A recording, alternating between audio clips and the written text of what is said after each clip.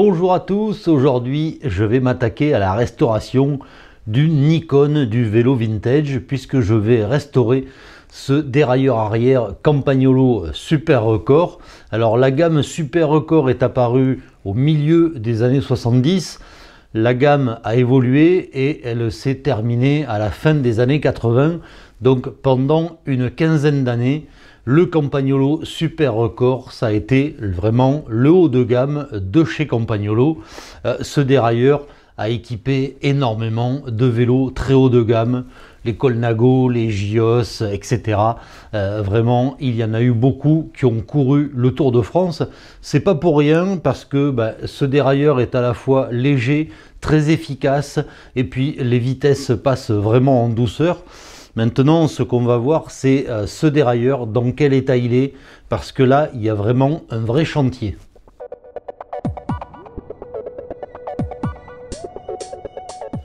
Ce dérailleur est intéressant à restaurer parce que c'est quand même une belle pièce, mais là, le modèle auquel je vais m'attaquer est vraiment dans un triste état. Regardez-moi ça, c'est farci de cambouis, de poussière accumulée, il y a même de la boue, j'ai les doigts déjà sales rien que de le manipuler. Bref, je pense que ce dérailleur a dû subir une inondation. Je ne vois pas comment toute cette boue a pu arriver autrement. Typiquement, dans cette vis qui permet de fixer le dérailleur sur le cadre, il y a de la boue, alors que normalement c'est une vis qui est percée, alors que là c'est complètement fermé. Donc là maintenant je pense qu'il y a vraiment un premier gros nettoyage à faire pour restaurer ce dérailleur.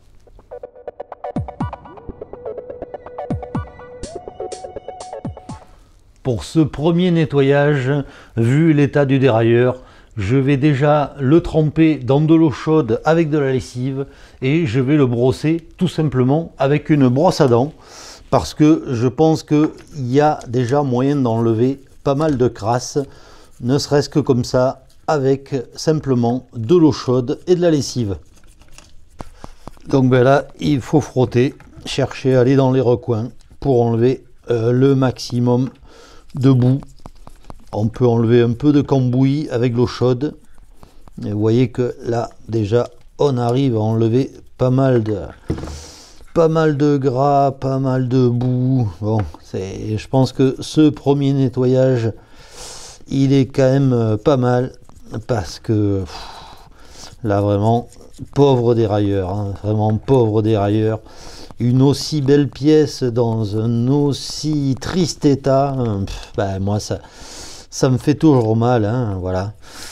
C'est quand même dommage. Mais bon, l'avantage de ces dérailleurs Campagnolo, c'est que c'est quand même du solide, c'est bien fabriqué, et donc même s'ils ont été maltraités, je pense qu'on va arriver à un bon résultat.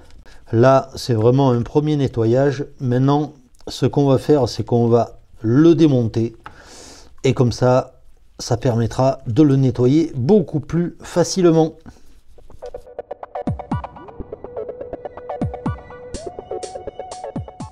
Après ce premier nettoyage, le dérailleur est un petit peu plus propre, mais par contre, il y a encore beaucoup de cambouis parce que l'eau chaude, ça n'enlève pas le cambouis. Donc maintenant, ce qu'on va faire, c'est qu'on va le démonter. Parce que si vous voulez restaurer n'importe quel dérailleur, le mieux, c'est de démonter tout ce qui est démontable. Ça sera beaucoup plus facile de le restaurer quand vous aurez toutes les pièces qui seront séparées. Là, comme ça, on n'a pas accès à tout. Donc là, maintenant, on va s'attaquer au démontage. Donc toujours pareil, pour le démontage, ce qu'il vous faut, c'est une boîte. Vous allez démonter votre dérailleur et positionner toutes les pièces dans la boîte pour éviter d'en perdre. Ça serait quand même trop bête. Donc là, on va poser notre boîte sur l'établi et on va attaquer le démontage du dérailleur. Pour le démontage, il n'y a pas d'ordre particulier. et il ne faut pas vraiment d'outils spéciaux. Il va nous falloir quoi?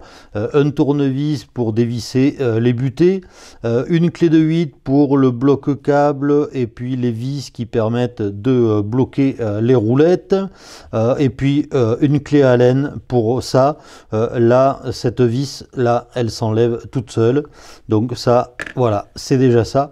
Maintenant, moi, je vais m'attaquer aux roulettes de dérailleur. Donc là, il me faut simplement une clé de 8. Ça va, ça se démonte bien. C'est pas trop bloqué par la crasse. On va débloquer ça tranquillement. Voilà. Donc là, j'ai enlevé la vis qui maintient la première roulette. Voilà la vis. Ensuite, on va débloquer la deuxième roulette. Hop, la première roulette tombe. Ça, c'est normal. Un grand classique. Donc là, on va dévisser cet axe de roulette. C'est un peu bloqué par la crasse, mais voilà. Donc là, on a une partie de la chape du dérailleur, la vis et la deuxième roulette. Voilà. Maintenant, ce qu'on va faire à l'aide d'un tournevis, on va dévisser les butées qui servent à régler le dérailleur. Donc là, ça va nous permettre d'enlever la vis et son petit ressort. Voilà pour la première butée. La deuxième butée est là. Donc, on dévisse. Ça, c'est vraiment à la portée de tout le monde, hein. N'ayez pas peur de faire ça. Vous ne risquez pas de vous tromper, de faire une erreur. Il suffit de dévisser. Ça vient tout seul. Et là, voilà. Hop, la vis et le ressort. Maintenant, qu'est-ce qu'on peut faire? On va débloquer la deuxième partie de la chape. Donc pour ça, on va la maintenir avec une clé Allen de ce côté. Et on va débloquer en maintenant la chape. Voilà, ça se dévisse. Et là, normalement, la deuxième partie de la chape du dérailleur, alors on appelle ça une chape, on appelle ça une fourchette. Voilà, tout le monde se comprend. Et là, ça se démonte. Voilà la deuxième partie de la chape du dérailleur. Ici, on commence à voir le ressort. Donc, on va extraire la vis. Voilà. Et là, ici, en poussant. Alors, on va pousser avec quoi? On va pousser avec la pointe du tournevis. C'est bien pris dans le gras. Et là, on va essayer de sortir le ressort du dérailleur. Voilà, donc là il y a une petite bague en plastique et ensuite ici on a le ressort. Voilà, regardez-moi un peu ce ressort, comme il est plein de vieille graisse. C'est pas beau à voir, mais bon, voilà, d'où l'intérêt de restaurer un dérailleur, c'est que on va pouvoir nettoyer tout ça. Alors là, on va pouvoir aussi enlever cette pièce. Alors cette pièce, c'est une pièce qui sert de butée, mais c'est une butée pour la chape du dérailleur, puisque quand on va tendre le dérailleur, on va bloquer la rotation du dérailleur avec cette petite vis.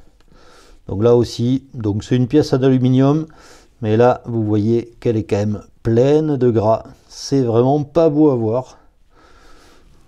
Mais bon, voilà. Donc regardez un peu ça. C'est gras, c'est pas beau.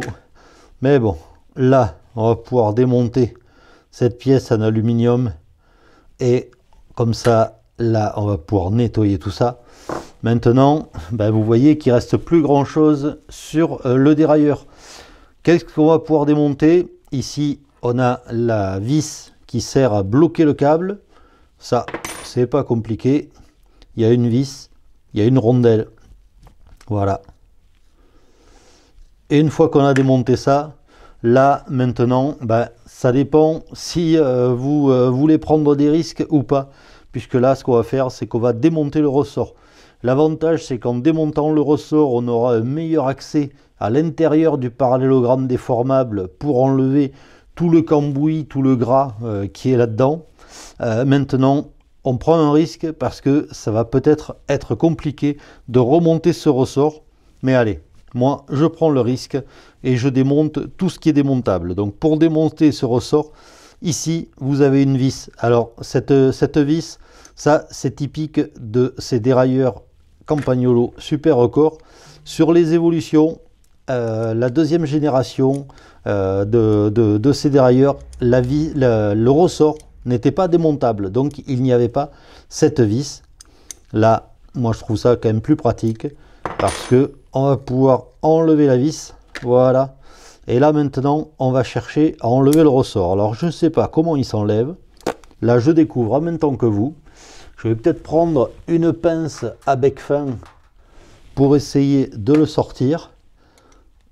Voilà. Et voilà. Voilà le ressort. Donc ça, toujours pareil, ce ressort, il est plein de gras. C'est pas beau à voir, mais n'empêche que maintenant, on a un bon accès à l'intérieur du parallélogramme déformable. Si je veux y aller à la brosse à dents, là, je peux y aller. C'est quand même plus accessible. Maintenant, ben voilà, là, on est arrivé au bout. Plus rien n'est démontable, puisqu'en fait, tout le parallélogramme déformable, ici, est serti. Les axes sont sertis, donc ça, c'est monté en usine. Donc là, on ne peut plus rien démonter. Maintenant, on va passer au nettoyage.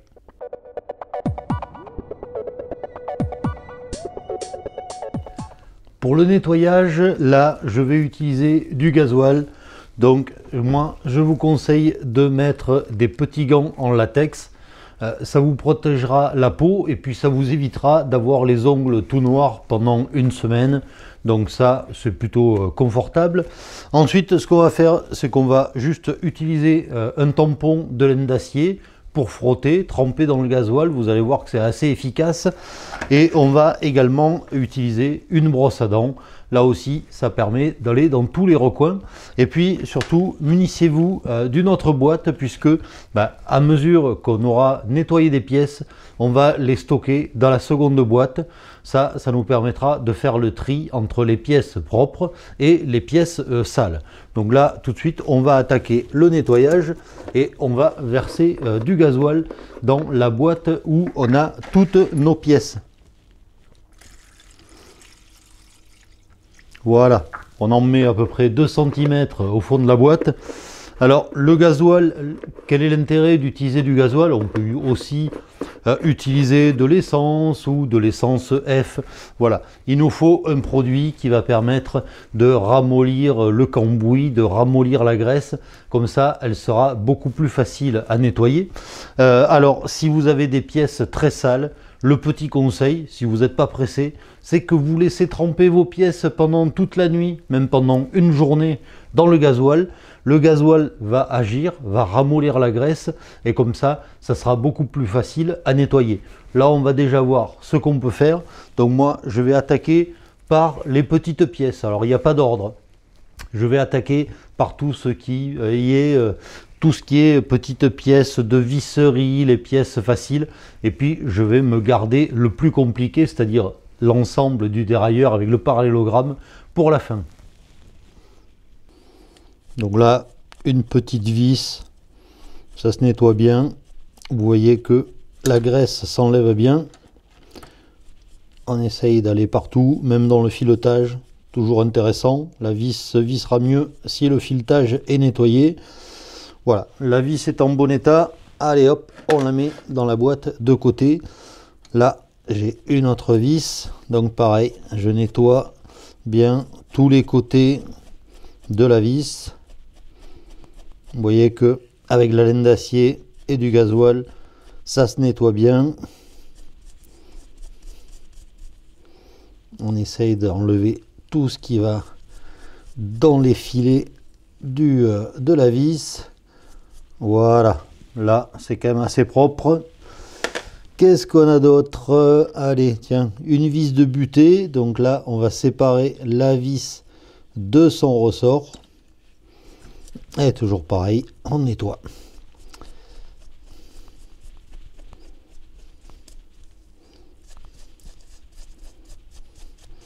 Voilà pour la vis. On va nettoyer le ressort.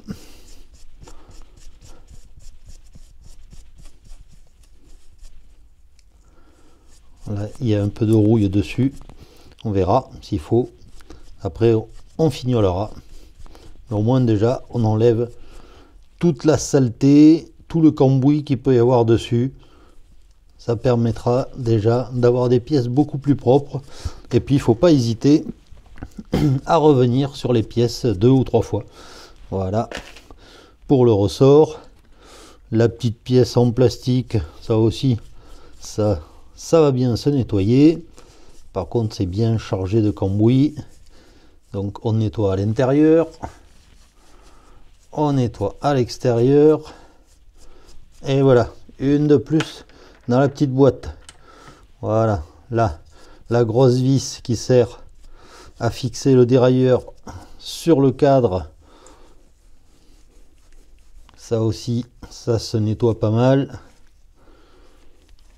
L'avantage de Campagnolo aussi, hein, c'est que les états de surface sont vraiment très bons. Donc ça permet d'enlever bien la crasse. Elle accroche pas trop. Elle est facile à enlever. Allez, voilà pour la vis. On va faire l'autre vis en bas du dérailleur. Toujours pareil. On nettoie bien. Là, beaucoup de gras.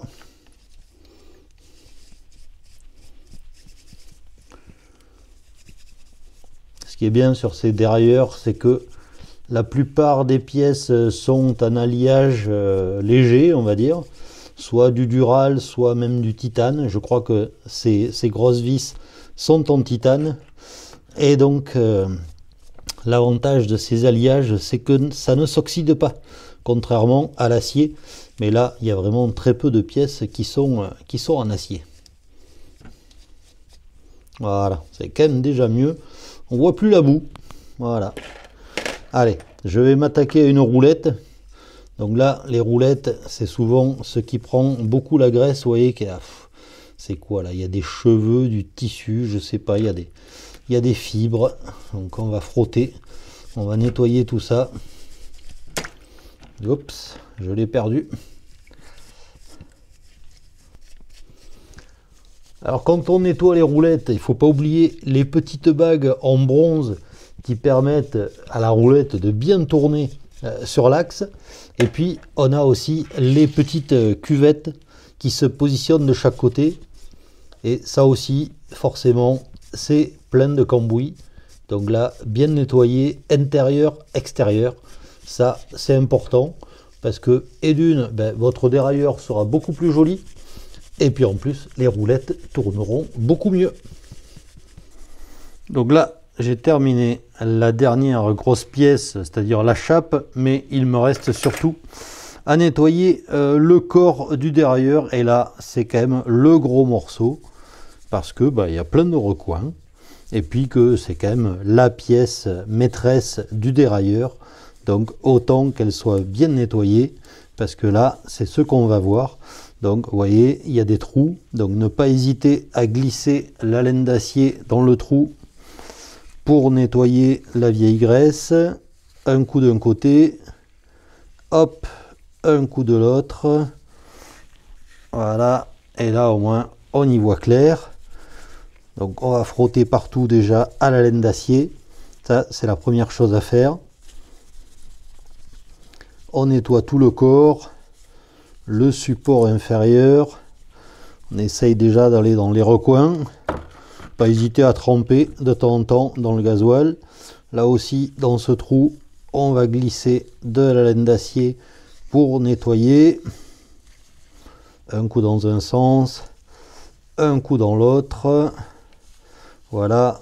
Et là, le gros morceau, c'est quand même l'intérieur du dérailleur. Donc maintenant qu'on a enlevé le ressort, on peut y aller un peu avec les doigts. Alors si vous avez des gros doigts comme moi, c'est pas évident, mais bon, là déjà on a enlevé pas mal de graisse à l'intérieur, hein, parce que là vous voyez dedans c'est tout noir.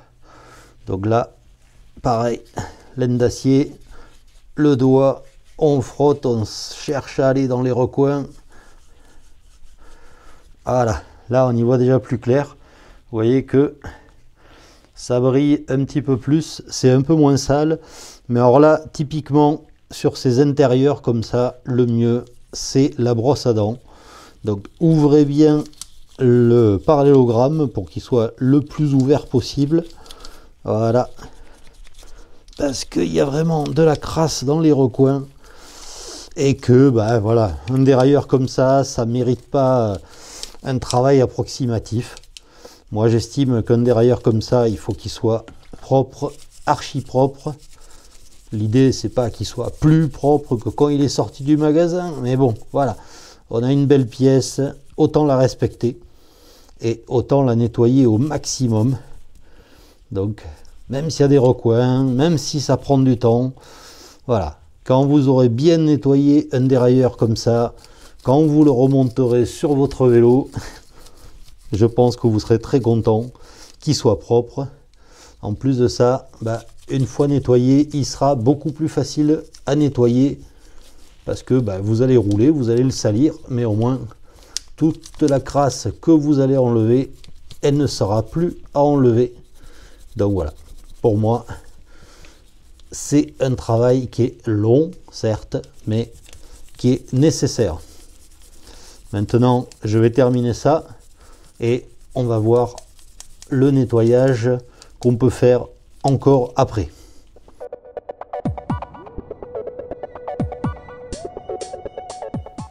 Le gros du nettoyage est terminé. Les pièces sont quand même plus belles. Maintenant, je vais les passer une par une au chiffon pour enlever le gasoil et puis contrôler leur état de propreté. Donc, je vais commencer par le corps du dérailleur. Je vais le frotter parce que le gasoil, c'est bien gras. Et puis comme ça, en frottant, ça me permet de voir si j'ai bien travaillé, s'il reste un peu de la crasse dans des recoins. Bon, là, ça a l'air pas mal, vraiment. Je suis plutôt content du travail que j'ai pu faire parce que, ouais, on dirait que c'est plus le même en fait. Vraiment, là, il a bien changé par rapport à ce qu'il était au tout début. Donc là, c'est quand même pas mal de voir que une belle pièce comme ça revit après quelques dizaines de minutes de nettoyage. Donc là, c'est bon pour le corps et puis je vais continuer avec le reste. Voilà pour ce qui est de la chape du dérailleur. Vous voyez que c'est quand même beaucoup plus propre. Maintenant, on peut y aller sur toutes les pièces. Voilà. Donc là, c'est la partie inférieure du dérailleur. On va bien passer un coup de chiffon à l'intérieur. C'était bien noir, c'était bien gras. Et là, on voit de suite que ça brille quand même beaucoup plus. Pareil pour les roulettes. Elles étaient noires alors qu'en vérité, elles sont grises. Là, un petit coup de chiffon quand même, c'est pas mal pour enlever tout le gasoil. Et puis on peut même fignoler avec un petit tournevis pour enlever la crasse qu'il peut y avoir dans la rainure. Là, il y en a un petit peu, ça va. C'est pas beaucoup. La brosse à dents, ça a bien nettoyé. N'oubliez pas de faire l'autre côté. Voilà. On en enlève un peu. Ça va. C'est pas très sale. Ça a bien été nettoyé. Ça, c'est pour la première roulette. La deuxième, on va faire pareil. Et puis on va continuer. Quand on nettoie un dérailleur comme ça, sur un dérailleur, il doit bien y avoir une trentaine de pièces. Donc il faut être patient parce que c'est à la fin que vous allez voir le résultat. Et il ne faut pas faire le travail à moitié. Et voilà, j'ai terminé. C'est la dernière pièce, la dernière vis. Mais avouez quand même que quand vous voyez ça, ça fait quand même plaisir de voir le travail accompli entre ce dérailleur qui était vraiment très sale au départ et là qui est quand même beaucoup plus propre. Maintenant, on ne va pas le remonter tout de suite. On va voir ce qu'on peut améliorer en termes d'état de surface parce que là, typiquement sur la chape, je trouve qu'il y a beaucoup de rayures. Donc peut-être qu'on peut passer un petit coup de papier vert et qu'on peut lustrer ça pour que ça brille et qu'il soit encore plus beau, ce dérailleur Campagnolo Super Record.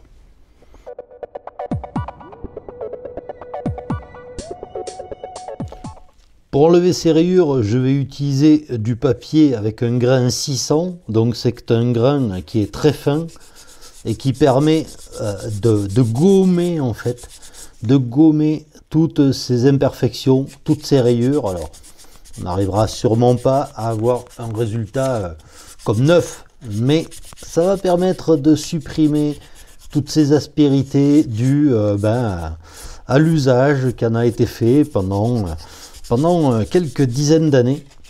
Donc là déjà on sent que rien qu'en passant le doigt on a pas mal gommé toutes les aspérités. Il reste des rayures, mais ça c'est la vie de ce dérailleur. Voilà, c'est ce qu'on appelle le jus. Il a vécu, donc on va pas tout gommer, mais déjà c'est quand même beaucoup mieux. Là sur l'autre fourchette pareil, on sent que je sais pas ce qu'il a frotté, peut-être des gravillons et tout ça. Mais bon, un petit coup de papier vert. Alors utilisez un grain fin, hein, du 500, du 600. Il faut pas que ça soit un grain trop gros, sinon vous allez rayer la pièce. Là, je sais pas si vous le voyez, mais l'avantage de ce grain 600, c'est que ça ne raye pas. Il n'y a pas d'aspérité. Par contre, ça permet de gommer toutes les rayures qu'il peut y avoir chaque fois que le métal est un peu en relief. Là on va pouvoir l'enlever. Oh, c'est doux, c'est magnifique. Là aussi hein, il y a pas mal de dégâts dus au temps, donc on va frotter.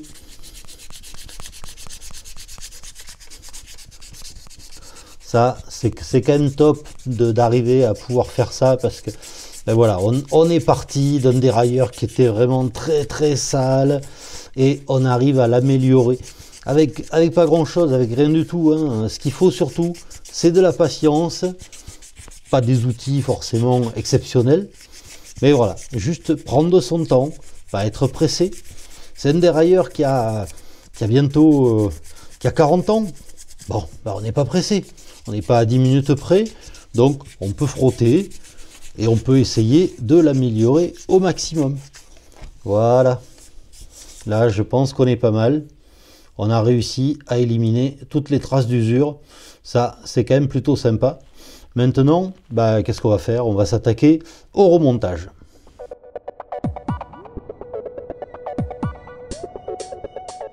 Le remontage, c'est la partie que je préfère parce que c'est là qu'on va redonner vie à l'accessoire qu'on restaure. Mais le remontage, c'est pas forcément le moment le plus simple parce qu'il va falloir remonter toutes les pièces. Et là, sur ce dérailleur, le problème, c'est déjà de remonter le ressort. Alors, heureusement, chez Campagnolo, le remontage du ressort est beaucoup plus simple que sur d'autres marques. Pour installer le ressort à l'intérieur du parallélogramme, là-bas au fond, je ne sais pas si vous le voyez, mais il y a un petit trou. Donc il va falloir positionner le ressort dans ce trou. Voilà, là il est en place. Et maintenant, on va replacer cette vis qui permet de maintenir le ressort. Donc elle se visse bien. On va la bloquer. Et ensuite, à l'aide d'une pince, on va replacer le ressort à l'intérieur du parallélogramme. Voilà, le ressort est placé. Et là, on voit bien qu'il fait effet. Donc, je vais pouvoir bloquer complètement la vis qui maintient le ressort. Et maintenant, on va pouvoir installer tout le reste qui va autour. Mais là, on a déjà fait le plus compliqué. Maintenant que le ressort est placé, je vais repositionner la vis de butée du dérailleur pour dégager un petit peu la place, parce que maintenant on va pouvoir repositionner tout le système de chape du dérailleur. Et vous allez voir que ça aussi c'est pas très simple, c'est le deuxième gros morceau. Voilà, là mon dérailleur est en tension, ça va permettre de dégager la place. Tout d'abord, on va installer le ressort, mais avant de l'installer, on va mettre un peu de graisse sur le ressort. Ça, c'est surtout pour le protéger, pour éviter qu'il s'oxyde avec le temps, parce que typiquement, c'est pas quelque chose qu'on démonte souvent, donc autant qu'elle soit bien protégée. Ce ressort, il a un petit ergot qui va vers l'avant et un qui va vers le côté. Donc la partie qui va vers le côté va venir se positionner dans cette rainure qui est ici. Voilà, là notre ressort est installé. Ensuite, ce qu'on va faire, c'est qu'on va installer le petit cache en plastique qui lui aussi vient dans la rainure. Ensuite, là, on va installer cette pièce métallique.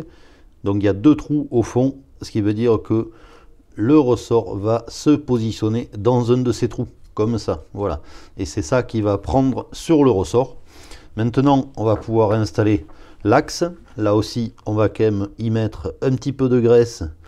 Ça évitera pas que ça s'oxyde parce que c'est une pièce qui est en titane, mais comme c'est un axe, il faut quand même que ça bouge dans son logement. Donc voilà, on en met un peu sur le pas de vis.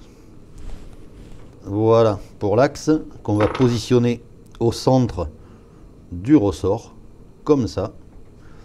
Ma pièce est tombée, donc je la remets. Donc là, ces 2 petits trous servent en fait à régler la tension. Et ensuite, on va pouvoir positionner la partie de la chape ici. Et donc là, à l'aide d'une clé, on va centrer tout ça. Alors j'ai tout qui est sorti de la rainure, bien sûr, ça serait trop simple. Alors forcément, il y a beaucoup de pièces à maintenir ensemble. Il y a le ressort qui fait effet. Donc typiquement, c'est là qu'il faudrait avoir 3 bras et 4 mains. Parce que c'est le passage le plus compliqué. Mais bon, voilà. Là, je pense y être arrivé. Donc là, vous voyez que la chape du dérailleur n'est pas dans sa bonne position. Donc ça, c'est une erreur que font souvent ceux qui débutent. Parce que là, il ne faut pas le laisser comme ça. En fait, on va tendre le ressort. Voilà, votre dérailleur, au final, il sera comme ça. Et là, il fera bien ressort pour tendre la chaîne. Et c'est là qu'on va positionner cette petite pièce ici. L'intérêt de cette petite pièce, c'est d'éviter que la chape du dérailleur fasse un tour complet. Donc on va visser ça.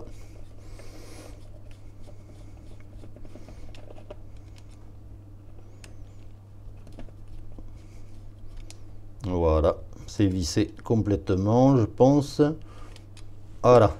Et là, quand je relâche, vous voyez que cette pièce vient en buter contre le corps du dérailleur. Et donc là, notre dérailleur, il est en position, il est, on va dire, prêt à fonctionner. Maintenant, là, il va quand même falloir remonter les roulettes parce que ça sera quand même beaucoup mieux.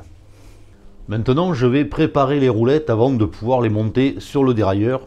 Donc là, on va mettre de la graisse dans la rainure de la roulette et également au centre. On étale bien et ensuite on va pouvoir positionner cette petite flasque d'un côté. Voilà. De l'autre côté, avant tout, on va positionner cette pièce là qui est un tube en bronze qui sert à la fois de guide et de roulement. On graisse légèrement, on le positionne à l'intérieur et comme de l'autre côté, on met de la graisse dans la rainure. Voilà.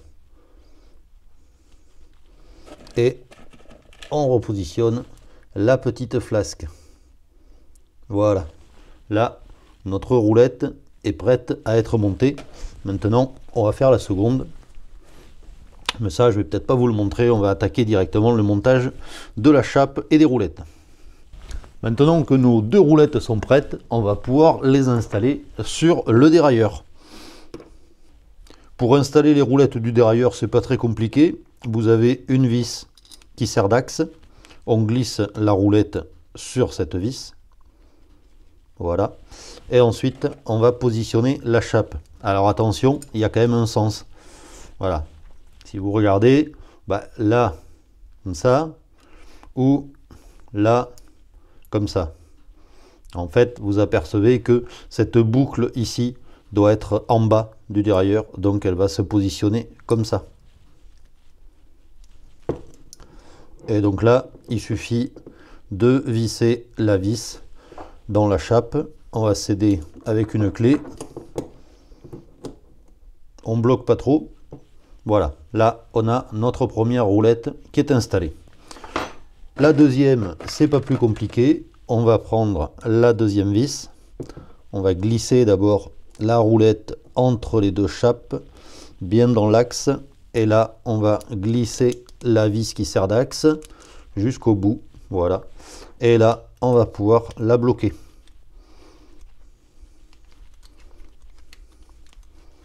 Voilà.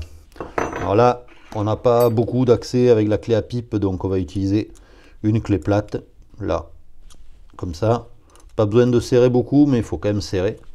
Et là, on vérifie quand même que nos roulettes tournent. Alors, elles ne tournent pas librement parce qu'elles sont prises dans la graisse, mais elles tournent très bien. À ce stade-là, il ne reste plus grand-chose à faire.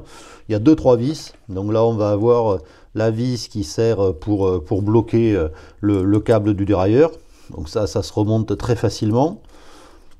Voilà. La dernière chose, on va dire, c'est la deuxième butée de dérailleur avec son petit ressort. Donc ça se visse ici, dans la partie noire du dérailleur. Voilà, un petit coup de vis.